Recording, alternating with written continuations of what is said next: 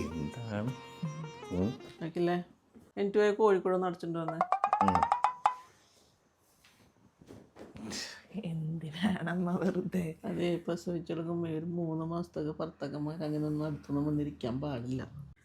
അതിന് നമ്മളിവിടെ കോഴിക്കോടില്ലല്ലോ. അയ്യോ കോഴിനൊക്കെ കൊടുത്താലും ഞാൻ മറന്നുപോയി ഓനെ.